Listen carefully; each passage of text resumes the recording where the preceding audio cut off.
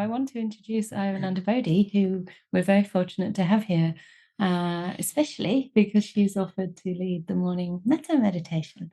So it would be lovely, I think, to have another kind of guidance from somebody who has a very deep practice over at least 30 years in robes. And I think we actually first met in Amaravati in 2009 before you left. Yeah, just before You that, have yeah. some kind of impression on me even then, actually. Yeah. Mm. I think it's the same impression I have now of like a gravitas and calm, but a playfulness. And it was immediately kind of relaxing for me and very endearing. So I actually went to Aloka Vihara, your What year was former that? monastery, in 2016, during my first year back in England when I had literally nowhere to live. And the Alliance for Bhikkhunis sponsored my ticket. That's how I could come. That's great. And I had 2 We months chanted with a you. lot, didn't we? Yeah, we did probably. I remember. And it was so wonderful. And because of that, actually, your community and monastery inspired how I tried to develop this. So I owe a great debt of gratitude. And Aya is also one of our advisors to the project. So I can check in with her and, gain from your wisdom whenever necessary. But more than that, you're just a very good friend and elder sister to me. So it's really a blessing to have you here. And hopefully a blessing for everyone else as well. So I will hand over to Aya and disappear from the screen. Yay. Can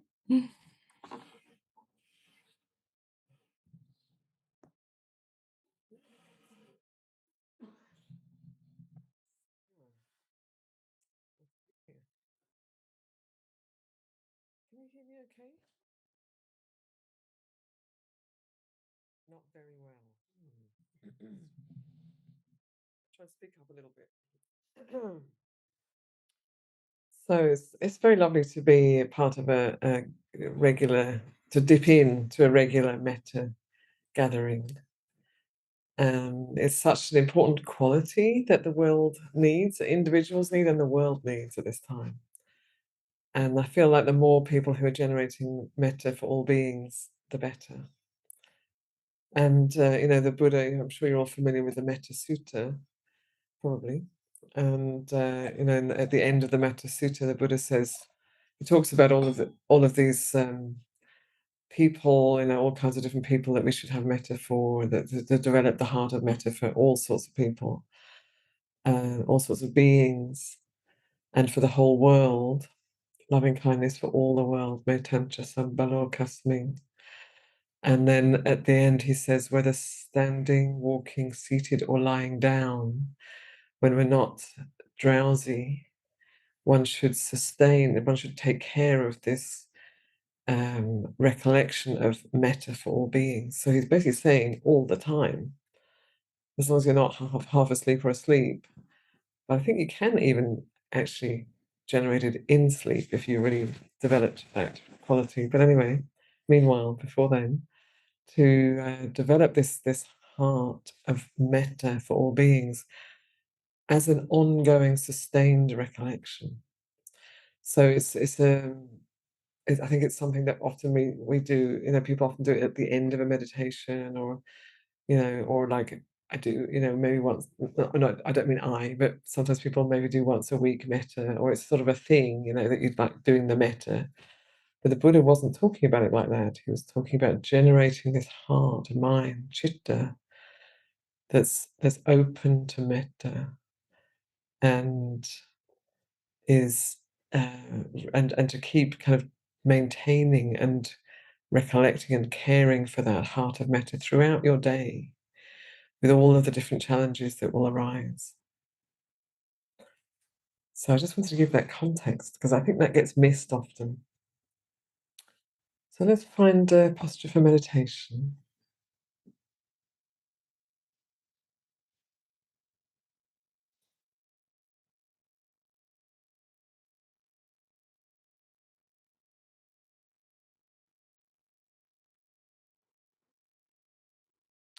And being aware of the support beneath you, the seat, the ground beneath you, and letting yourself fully be here.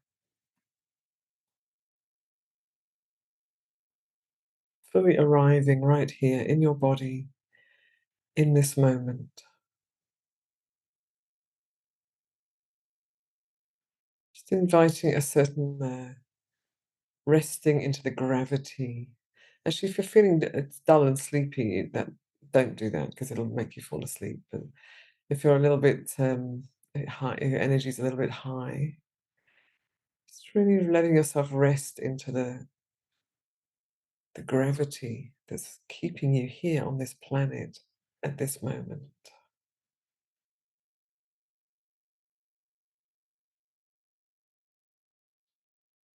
So you fully arrive in your body and mind together.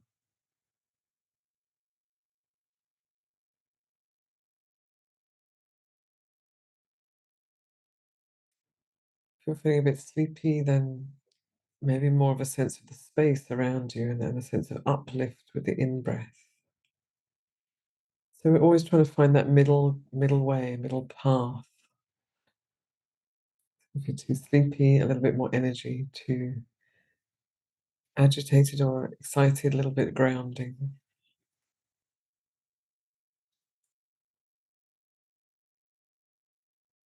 And then from here, I'd like to invite you to, as you breathe in, to have a sense of your breath connecting with your heart center. If it's helpful, you can touch your heart center. So not your physical heart to the left, but just the center, in the center of your chest. With the in-breath, you're connecting your in-breath with your heart center. So in effect, breathing into the heart center. And I like to think that at any time, somewhere in the world, someone, probably many people, are generating metta for all beings. So we don't have to start with kind of churning out metta for ourselves if we're not able to do that. We can start with taking in the metta that others are generating. And I promise you there's at least one person and probably two people right now doing that, probably many more. So taking in the metta, taking it into your heart.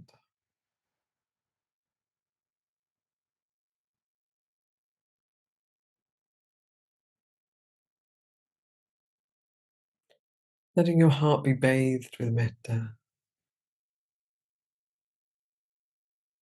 And if your heart is troubled or tired or worried or hurt,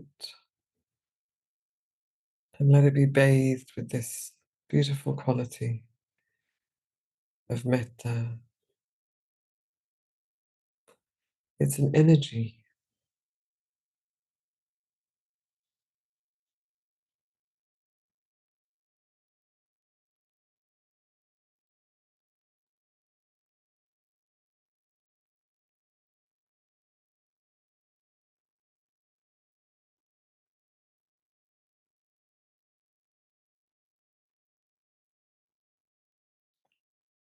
And then letting any boundaries between your heart and the rest of your body, let them dissolve.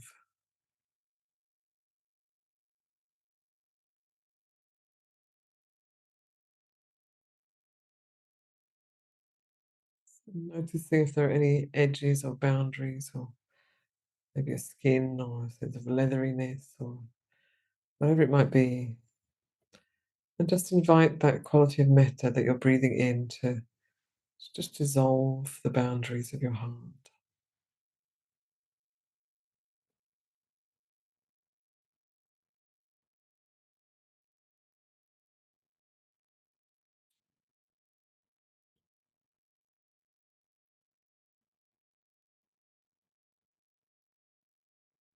So metta outside the heart, metta inside the heart. Just metta.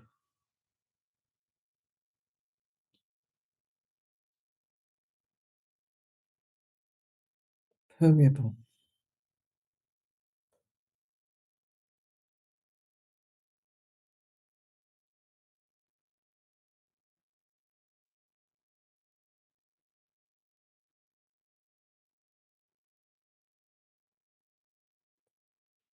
So as you breathe in, you're still taking in this quality of unconditional love, friendliness, warmth. Breathing it in, and as you breathe out, just letting that spread throughout the whole of your body, body and mind, every cell of your body. Let it be drenched with metta, bathed in metta.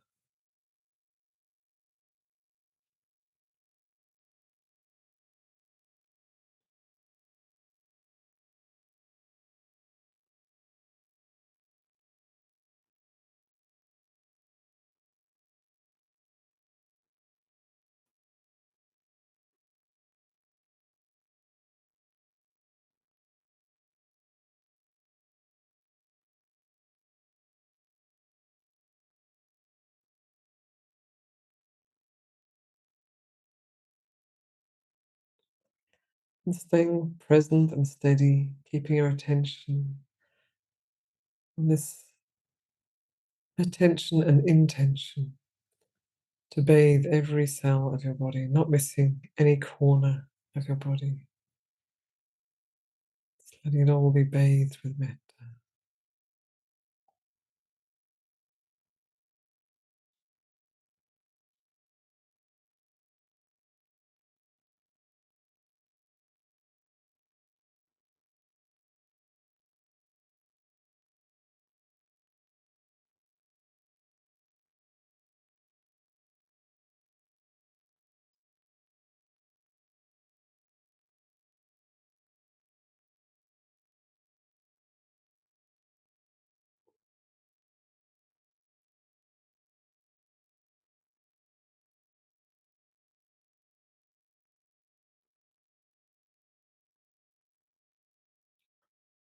Then letting that quality go beyond the body. So still breathing in, strengthening the metta. And breathing out, just letting that quality radiate beyond your body, in all directions, into the earth, into the air around you and above you.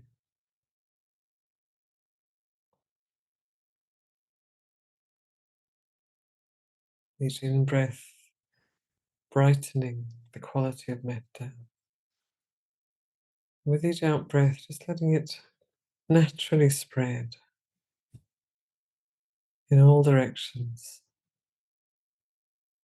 just as the sun shines in all directions.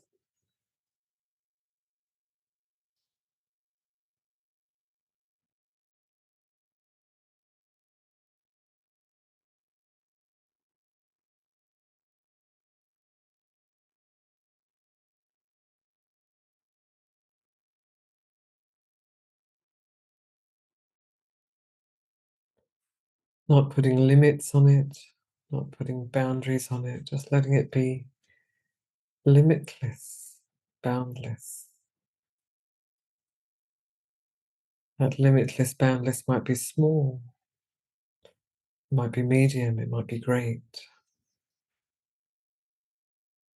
Just to not hold it back in any way.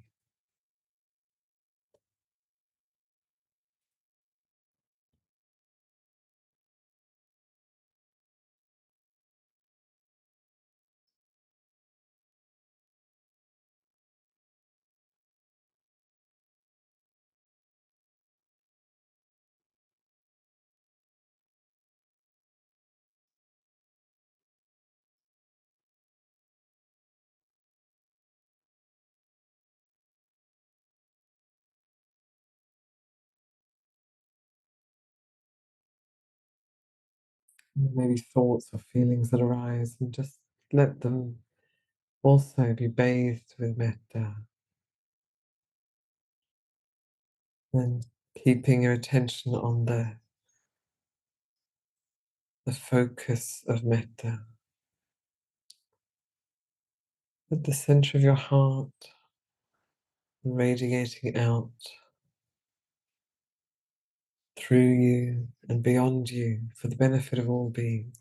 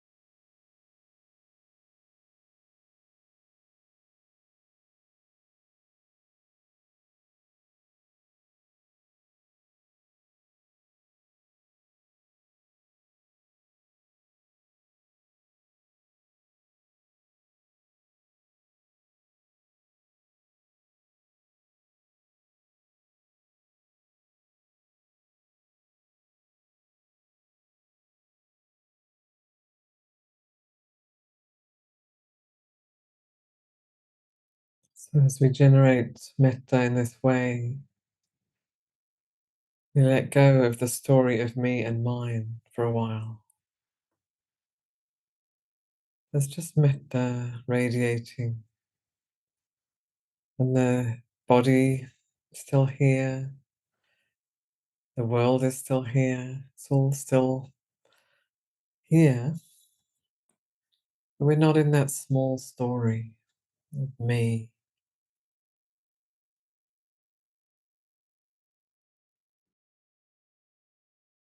So metta breaks down the separation between me and the rest of the world.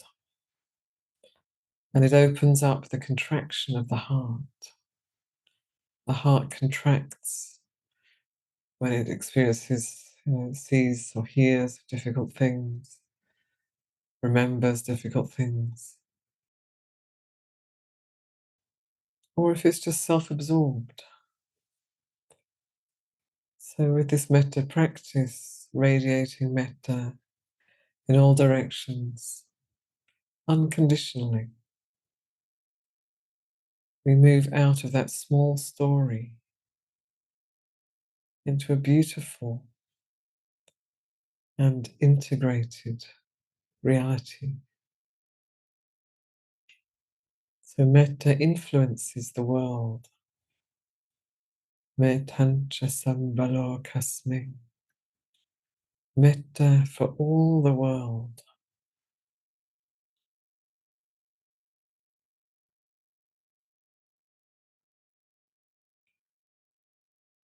So the world and beings, and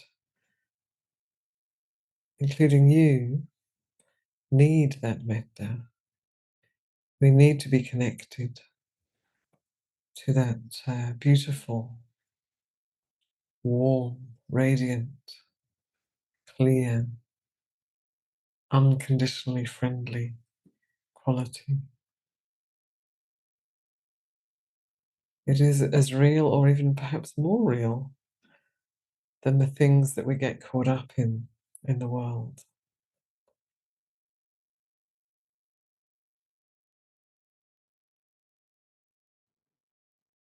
So as we come towards the end of this meditation, being aware of the quality of your heart and mind right now,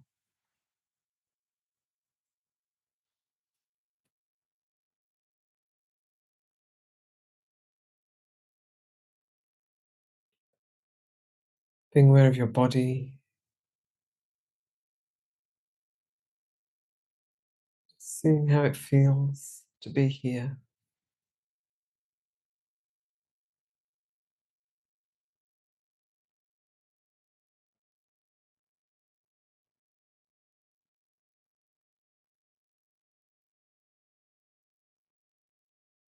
Being aware of your environment, the room that you're in, the place that you are.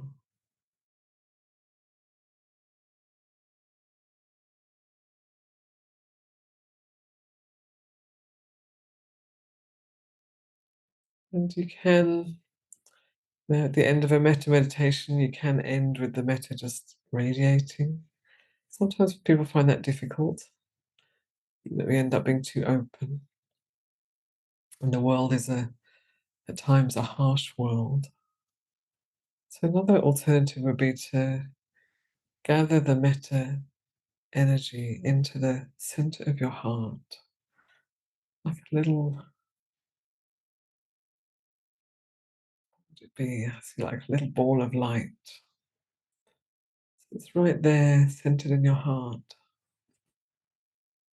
potent, present, available.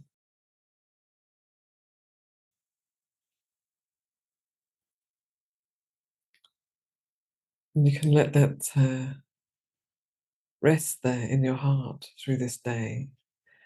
It stays present through your noticing, through your awareness and intention. So we come to the end of the meditation.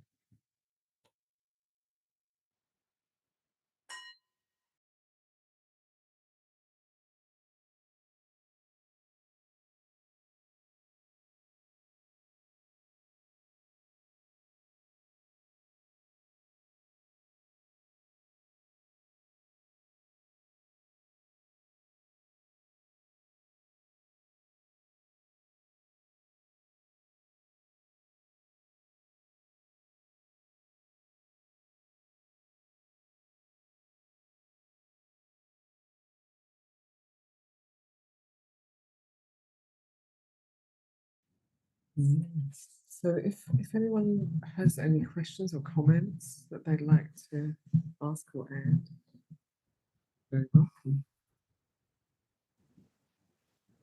Yes. Terry.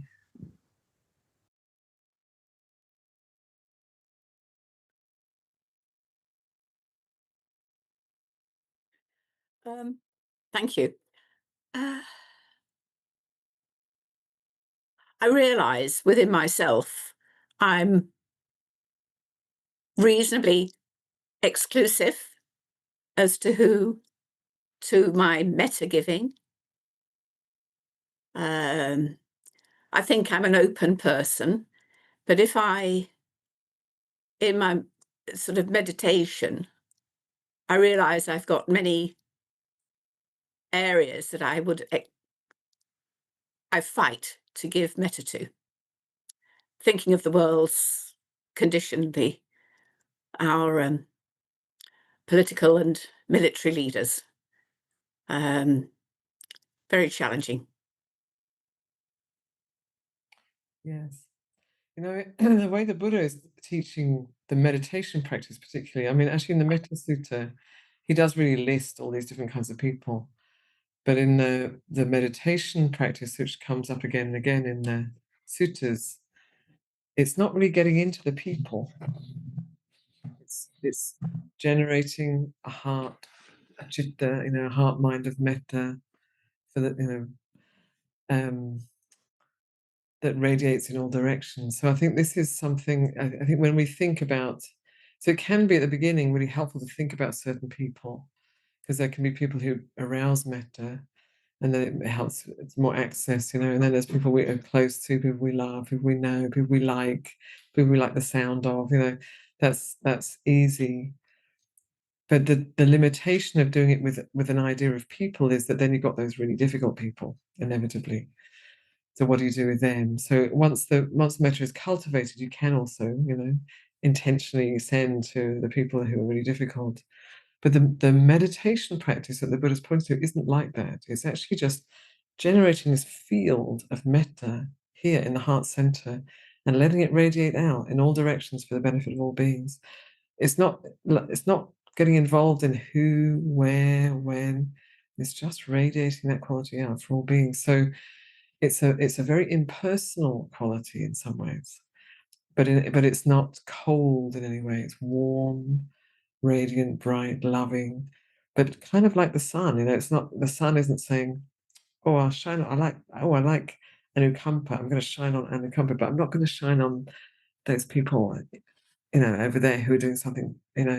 It's just shining. So it's kind of like that. It's cultivating a heart like a sun that can shine in all directions."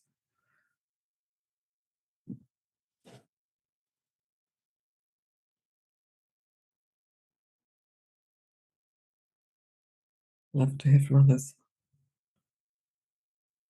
And feel free to write in the chat if that's easier for you. Someone said, thanks for that lovely meditation. Thanks, that was super. Perhaps the most awful people need metta the most. Indeed, yeah. Mm-hmm. And it's also a really good workout for us, to have metta for those difficult people. Good workout for the heart.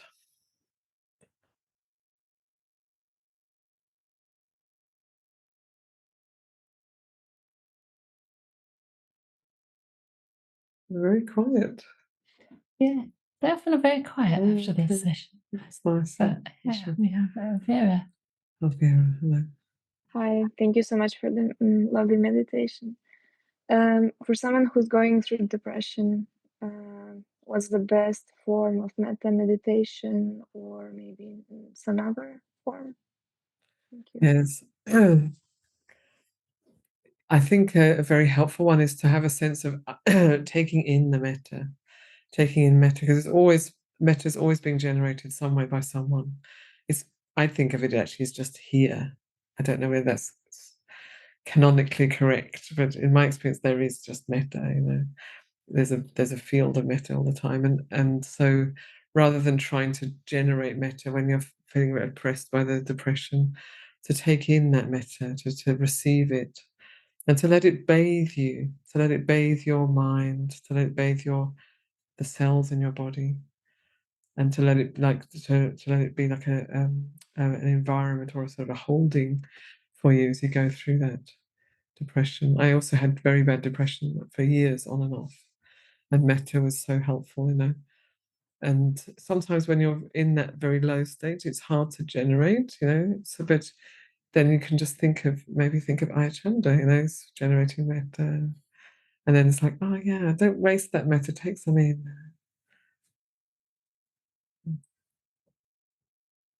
So we have some comments in the chat.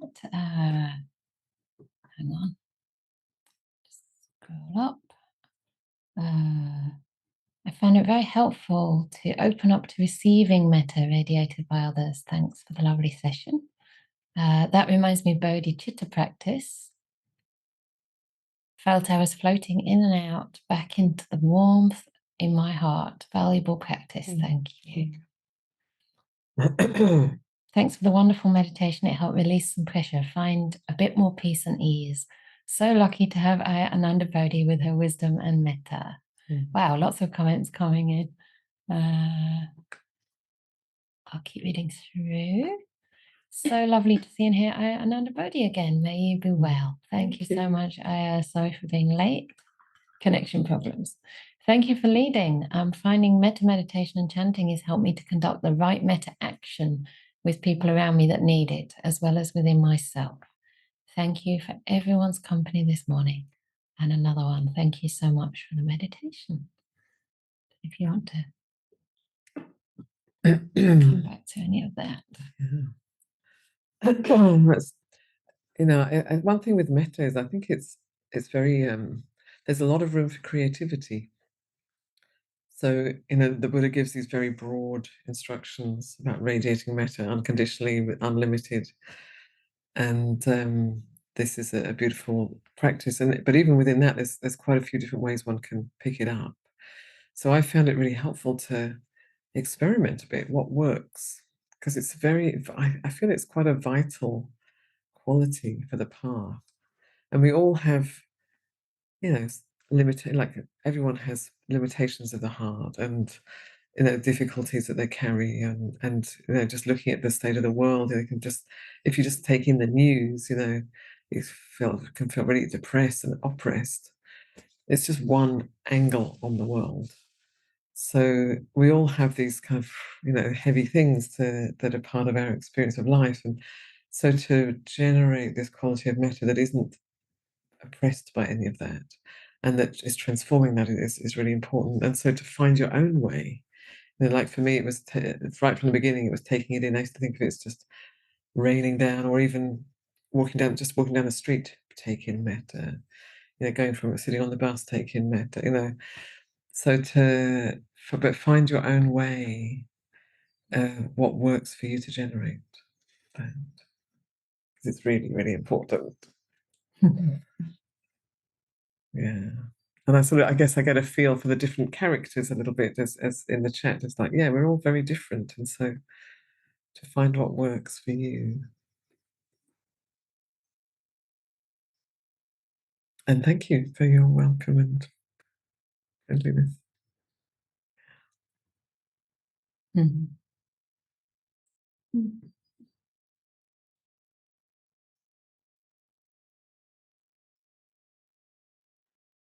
Yeah, finding more peace and ease. Yes.